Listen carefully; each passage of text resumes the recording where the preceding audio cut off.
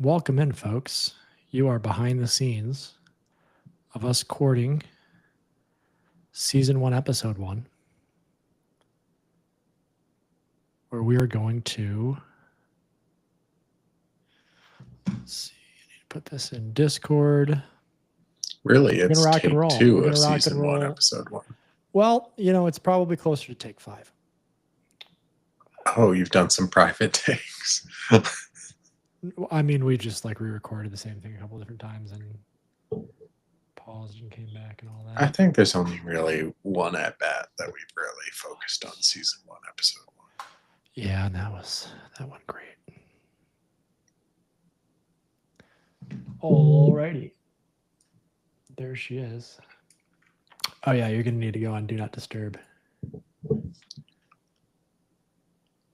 Let me figure that out. Technical difficulties here, ladies and gentlemen. Do Not Disturb is now on. So I'm not disturbed. Yeah, don't be disturbed. There's the script. I'm not looking We at it. are live on YouTube recording the podcast. Come say hi. Alrighty. It's go time. Well, folks, welcome into season 1, episode 1 of the podcast. I am Brandon, joined here as usual by Patrick, my co-host. If you've checked out the other episodes that are currently in the stream, then you know that we are going to record all of season 1 and season 2 episode by episode. And, we're looking forward to that, bringing you all that kind of content. I do want to talk about all the posts that are going on right now, saying that season 3 is not going to come out until 2027. That is being based on a financial report from the company that owns Mappa, Toho. It is not accurate. All the people that are reposting it are not financial experts. Patrick and I worked at banks for quite a while, so we're going to go over that. I'm going to explain to you what it is that actually means, and we're going to wrap that up at the end of the podcast. So first, I want to go ahead and get into episode 1. We just watched it here very recently. And I just want to do a high-level view that's going to be for this entire recap series. We're going to be calling this Reverse Curse Recap. Each week, we're going to be going through one episode and really just deep diving into the things that are not generally discussed, getting a little bit deeper than you're going to see in maybe other podcasts or YouTube videos or recaps, things like that you may have found over time. We want to really prepare as much as we can for season 3 and just kind of fill a void that we had noticed really in the fandom. There had been nobody really doing this. There is a podcast from, I want to say 2021 or 2022 going over season 1, but they had never watched it before. So it's very different than what we're going to do. We're going to be including all of the information that we have from season 1 and season 2. So you do need to have watched season 1 and season 2 before listening or watching this podcast. We will not be including anything from the manga. Patrick and I have both read the manga. So if it's animated, it's fair game. Yes. If it's still just published, we'll wait. It may be concerning to you that we have read it. You may be thinking that there will be spoilers included. From the way that I'm looking at it, I have watched recaps of things that are books. Great example, Game of Thrones books. I have watched and listened to podcasts where they are not readers. They're only watching the show. And that is frustrating from a reader standpoint, because it's okay if you have read it and you're not including information from the book, but when you're going through the series as experts and just flat out getting information wrong because you don't have context, I personally find that frustrating. So I'm hoping that with our knowledge of the entire series in total, it will be beneficial to this podcast because we won't be going off in random tangents that don't make any sense as viewers who have seen all of season 1 and all of season 2. Now, does that mean that we're not going to give the same kind of theories that you guys would give if you had watched only season 1 and season 2? No, that sounds like a blast from our side of the fence. But we won't just be flat out getting information wrong. And I think that that's really important to cover. We're going to do a deep dive episode. It may not be every week. It's really going to kind of be on demand. The main thing that we want to do with that is go through the voicemail and go through the emails you can send in. I'm going to cover those in the podcast here at the end. So stick around if you want to get that information as to how to call in. You can also find it on our socials. So there's a Linktree account on any of our social medias. You can go there and it has the email and it has the voicemail.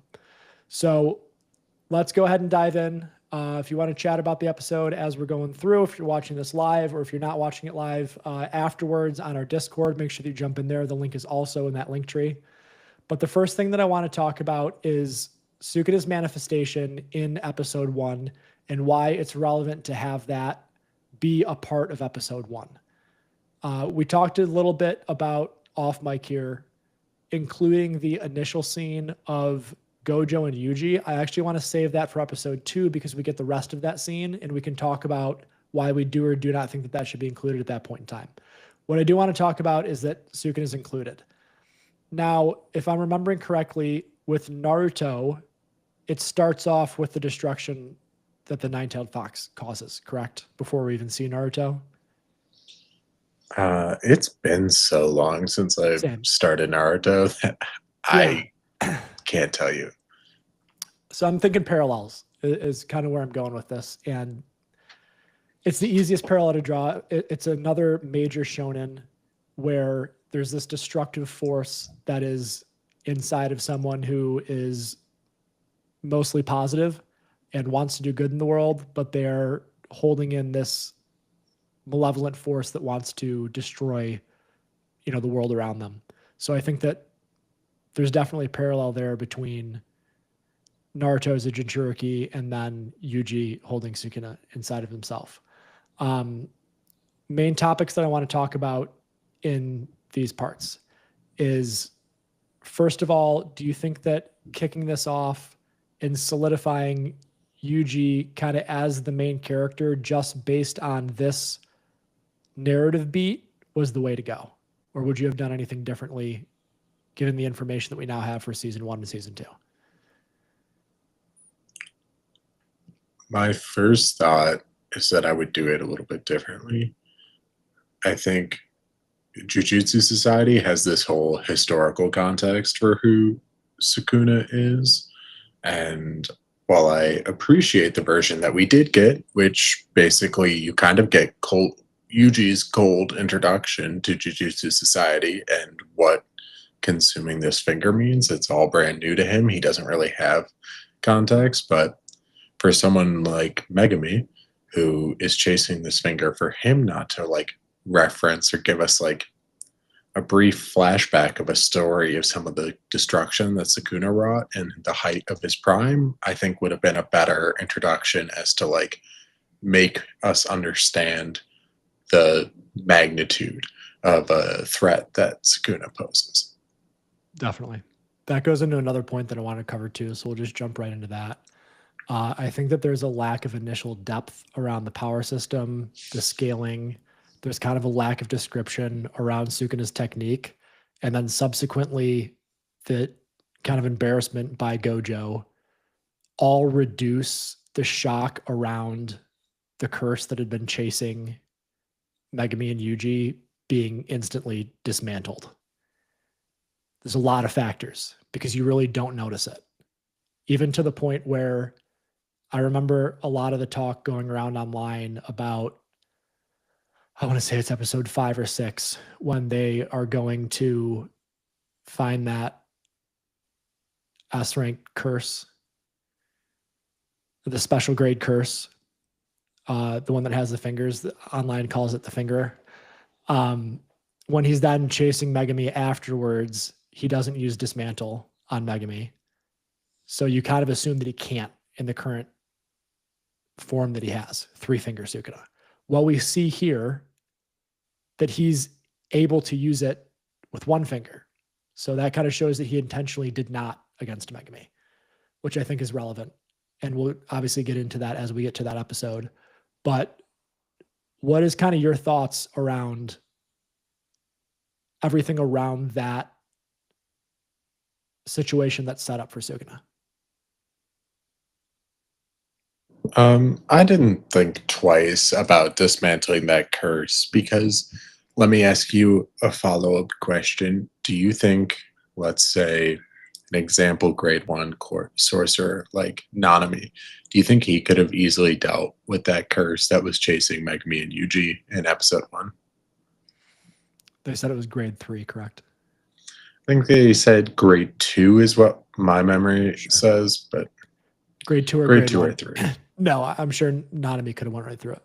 Yeah, so I think if he can one blow, if Nanami could have, 7/3 just chopped this thing and killed it, I don't know how much we needed to scale or note that dismantle was a thing. And then obviously he's toying with Megumi when they fight later because, that's just the impression you're given or like what you're told to believe narratively that like he's clearly not going all out. And that, I mean, I don't know if we ever see him go all out based on things characters say throughout the story. So, do you think that there's a confusion or lack of information that the viewer is given in episode 1 as to kind of what's going on here because of the massive difference in power between the curse that he, takes out within half a second of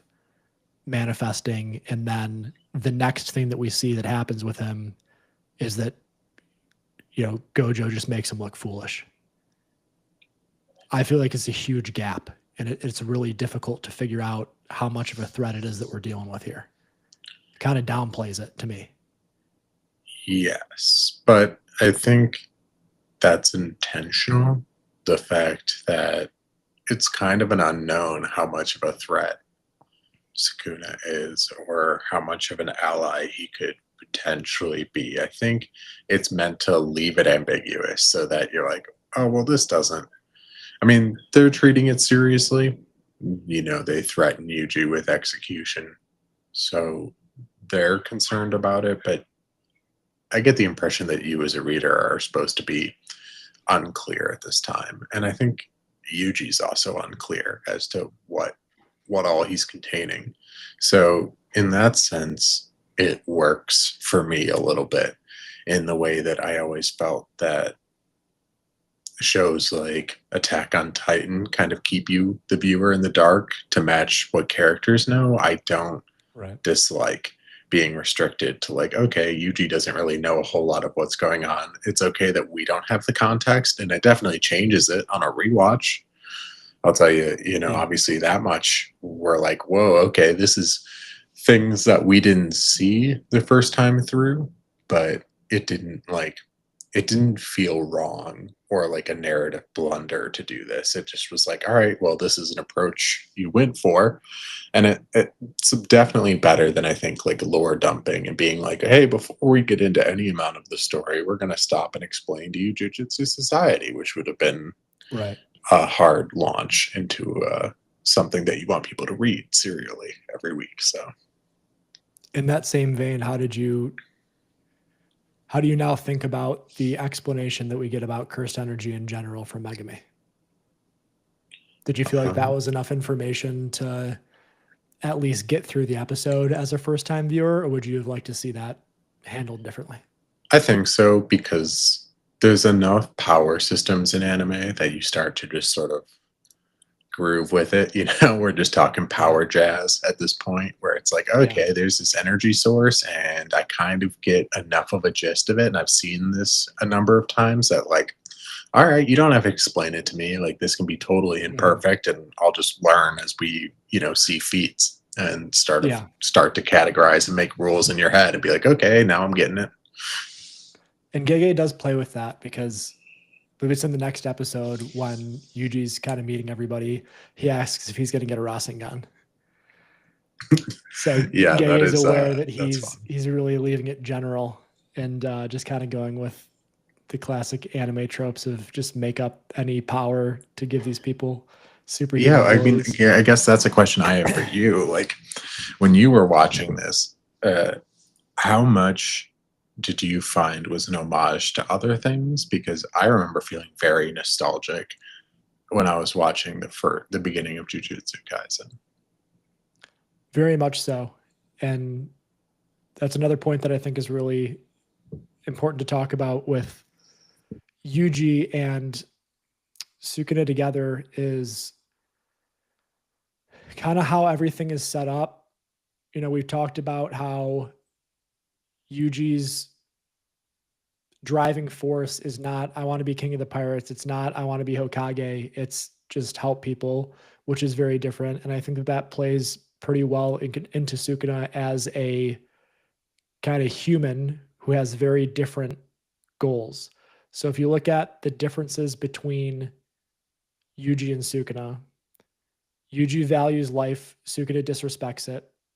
Yuji is selfless, Sukuna is purely selfish. Things like that we see come up time and time again throughout the series where they're just very different personality wise. I mean, it kind of as polar opposite as you can possibly get, which then makes it interesting because obviously Sukuna is wanting to do things that are completely different from Yuji every time he manifests.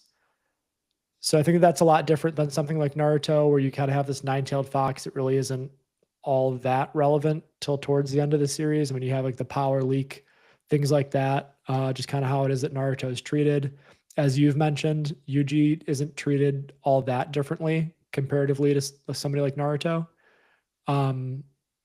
To me, it's somewhere between Naruto and Luffy, whereas like, you know, Luffy's not treated differently because he has a power, and that's just something that happens, you know, throughout the universe. And you kind of have Panda that has his cores. So you do kind of have similar situations where there is something living inside of somebody that you know.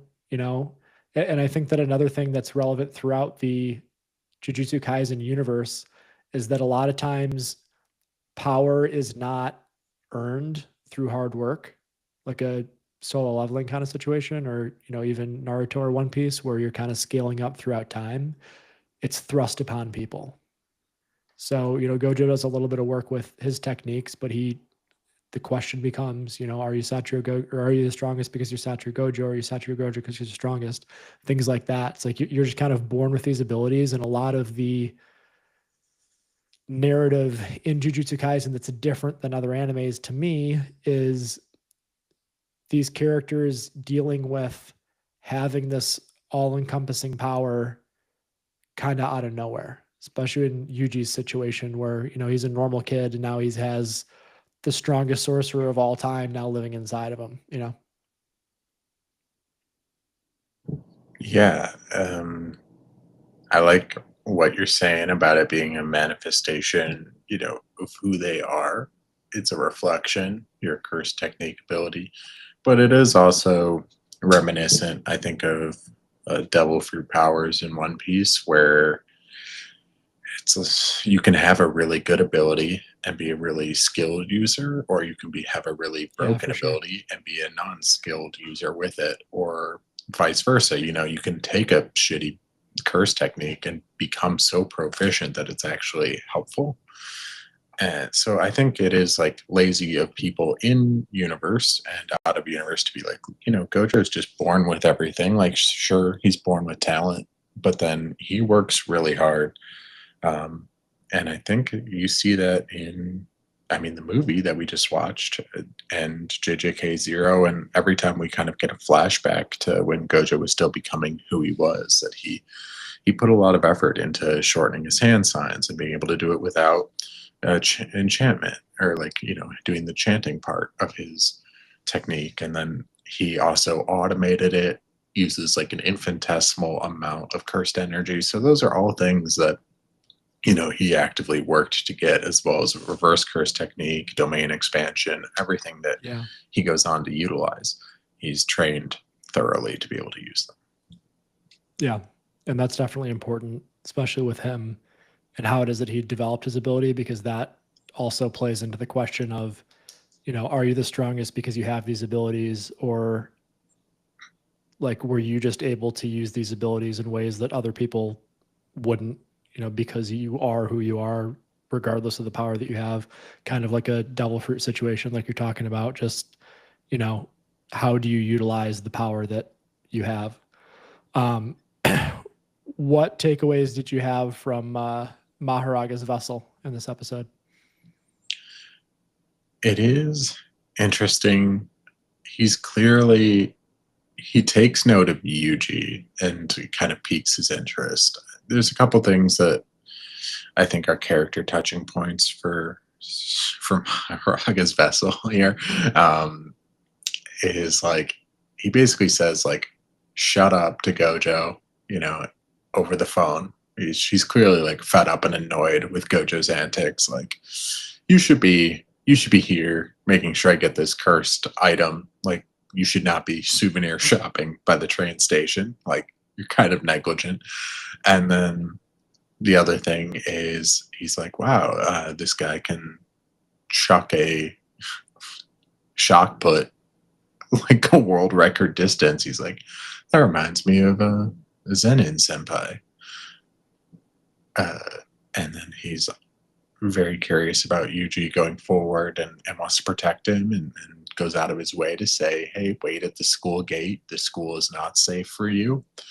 Despite seeing how superhuman this guy kind of is, he doesn't trust him to be around the curses at all, and keeps trying to be like, get out of here. Get away from these curses. Stop saving me. And Yuji repeatedly ignores him and does what he wants. Yeah. Megumi does notably have a very similar personality to Sasuke, which, as we've seen throughout time, Gege does say that that's intentional. Both that and the design of Gojo being very close to Kakashi, those are things that he's admitted. But given the reserved nature that Megumi has and the much shorter amount of time that we get with him to kind of flush that out and get more humanity out of him, what are your thoughts around Megumi and Yuji's relationship just throughout season 1 and season 2? It's just fire and ice, I think. Yeah. Yuji's like this warm ray of sunshine, and Megumi's this cold, frosty exterior. They're both good guys, I think, at the heart of it. And it's just, Megumi needs Yuji, and I think Yuji just kind of bonds to Megumi right away as his first introduction to this new world, this first sort of pure. And it's not like he went to high school basically with no friends. He was part of like the occult club, but he like just met those people, and he says as much, like, I care about them, but I don't know them terribly well. So I think it's his first like real peer friend that he's connected to on like any kind of deeper level. So it just that's works. A really good it's point. pretty mutual. That's the same with both of them, because there's a comment that's made about Megumi too. There's some classmates of his from his previous school, and they make note that nobody really got along with Megumi either. So Megumi doesn't really have friends. So it is kind of a perfect Naruto and Sasuke-esque relationship where neither one of them had friends going into it. So it's not like there's a whole lot keeping them away from each other in terms of one of them having a bunch of friends and not really getting along with the other, so they can kind of just go back to the other friend group. They're really forced to work together and see the positives in each other to kind of bond. So I hadn't really thought about that. It's a good point. Yeah. Well, and the other thing is, neither of them have like terribly sharp edges to their personalities. Sure. Like, there's nothing particularly grating or bad habits that either Megumi or Yuji possess that would, make someone more reticent to be friends with, or be like, it's hard to have this guy around. I think they just kind of click, and it's like, why didn't these guys have friends before? Probably, Megumi pushed everyone away, and Yuji just had lots of friends, I'd imagine, other than like going to see his grandfather and not participating in clubs or sports. So he chose to be self-isolating. Yeah, I think so for sure. Anything else big that you took away from episode 1?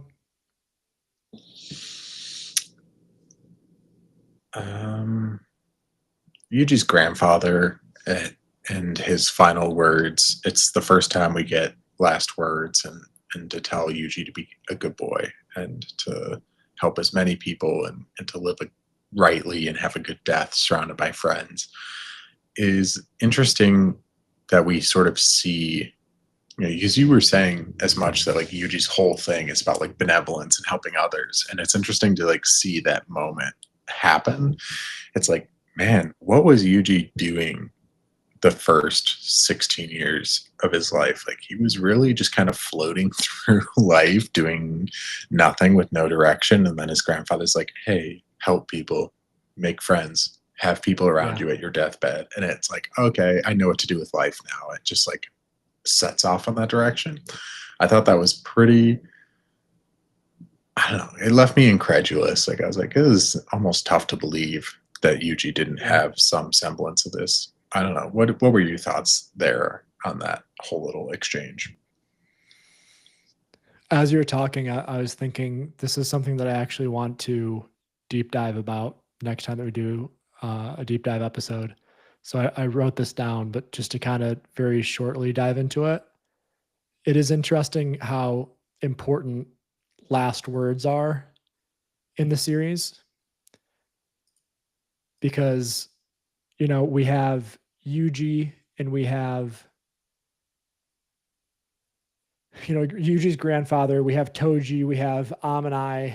Those are just kind of the ones that I can think about the top of my head. I know that there's many others throughout the series because we do get so many deaths where those last words are really important. So that's something I want to dive into and kind of have a list together, and we can kind of go through that one by one. So we'll do that in the next deep dive episode.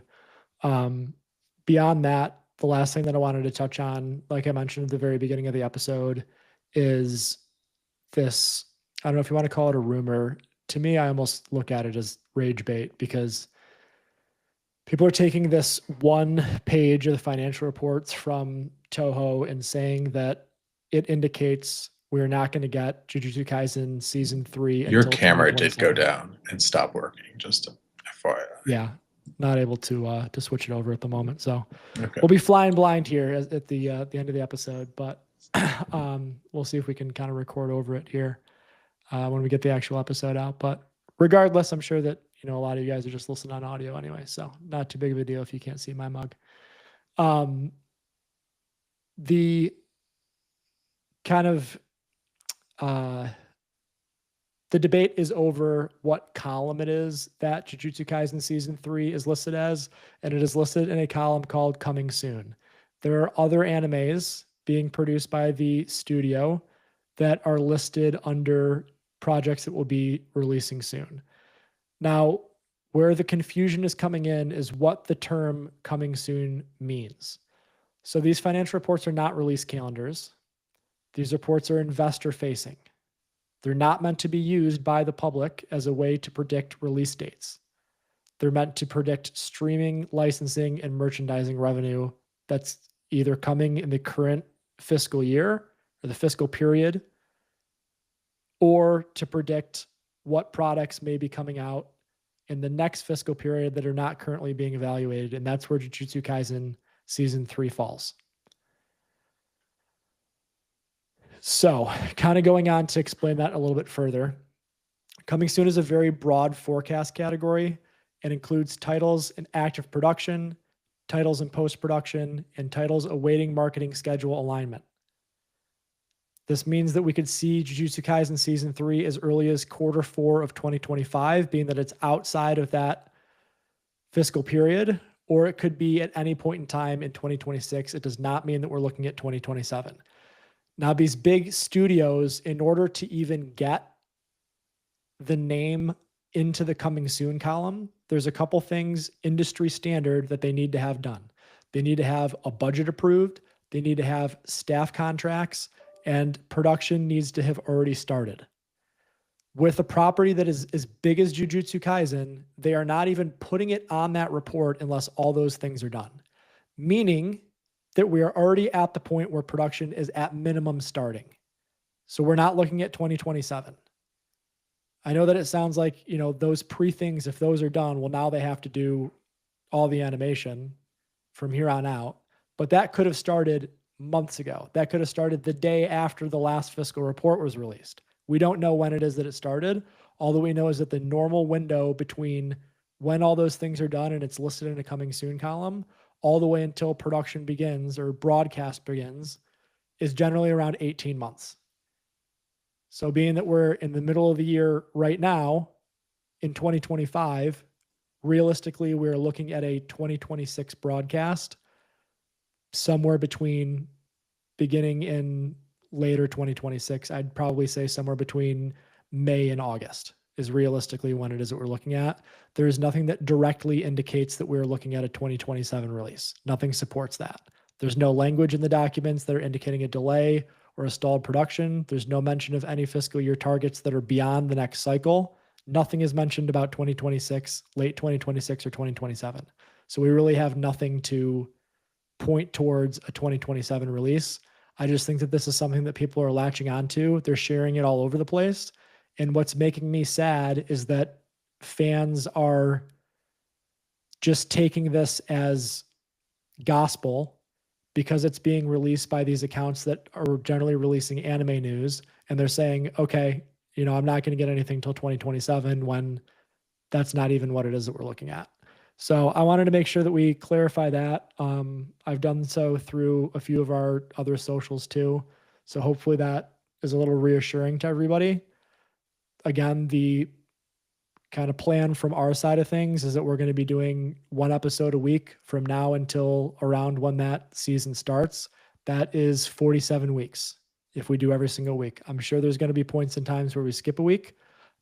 Patrick and I have some life change stuff that's going to be coming up at minimum, sometime in the next 6 to 8 months. So there's going to be one here, one there that we don't get through. So basically call it a year.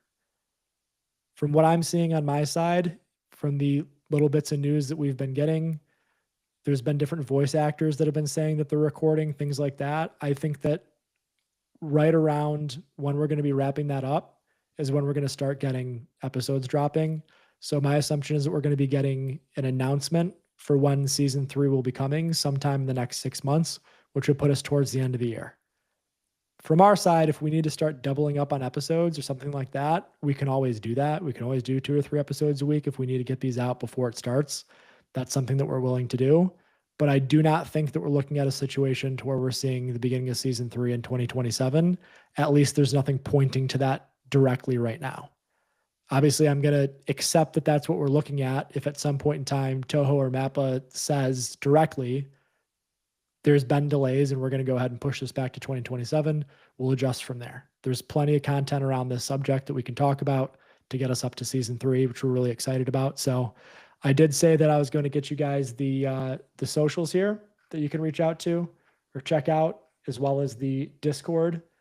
Now, what we're most excited about offering is the hotline. It's a voicemail, so don't worry about calling it and thinking that one of us is going to pick up and jot your stuff down with a note. It's just going to go straight to voicemail, and you can record whatever it is that you want to record. That can be a question, that can be a comment, that can be feedback, that can be a theory that you have. You can talk about any other anime that you're currently watching. We watch most of the big ones, so if you want to just kind of chat about that, this is more of just a total community of people that enjoy Jujutsu Kaisen, not necessarily something that we feel that we need to 100% stick on this topic, especially with a mailbag episode. With these individual episodes and podcasting about them, we'll more than likely stay on topic. But if we're in a situation where we are doing full deep dive / mailbag episodes, we're totally fine with going in any direction that you want. If you want to even talk about life stuff, dating stuff, whatever it is you got going on, we're cool with chatting with you guys about any of that kind of stuff. So you're going to be called 810-412-8549. Again, 810-412-8549. That can also be found on our link tree. You can also email us if you don't feel like calling in. It's not gojoverpod@gmail.com. That is also on the link tree. terms of our socials, you can find us on Instagram, X, YouTube, and TikTok, on all of which we are It's Not Gojover. As we're doing today, I think that we're kind of getting comfortable enough with this to where we can live stream these episodes. Obviously, it's going to be a little bit more raw before we are able to go in and edit it. So hopefully that's something that you guys are okay with if you're hopping on the live stream. Otherwise, you can check us out on Spotify, which we'll be uploading to, and then YouTube. Clips will be going up on TikTok. I'm going to start trying to get the episodes out on X as well. I don't know how much that's going to be viewed, but it'll be there if you're somebody that prefers to watch it there. Anything that you wanted to wrap up and tell the audience here, Patrick, as we're headed out?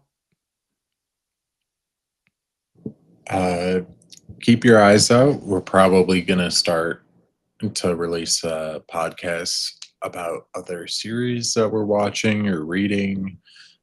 So more content to come, I'd say. So sit tight and get ready. Don't worry. Even if it is a 2027 JJK release, we are going to fill the time.